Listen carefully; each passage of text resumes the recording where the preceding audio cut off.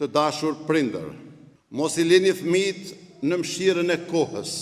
Mos i dorëzoni edukimin e tyre ekraneve që nuk njohin moral as turp, as kufi. Mos lejoni që zemrat e tyre të mbeten larg dritës së Kur'anit. Afrojeni me xhamit që të njohin për ulësinë dhe devotshmërinë.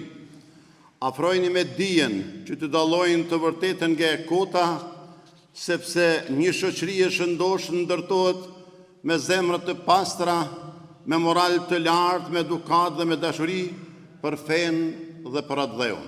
Të dashur vëllezër e motra, në kohën e sotme për të përballur me krizën morale e sociale që po prek mbar njerëzimin, kërkohet domosdoshmërisht respekti ndaj pluralizmit dhe pranimi i dallimeve mes individëve, komuniteteve, kombeve, pasi formë dominimi ekonomik, kulturor apo ushtarak.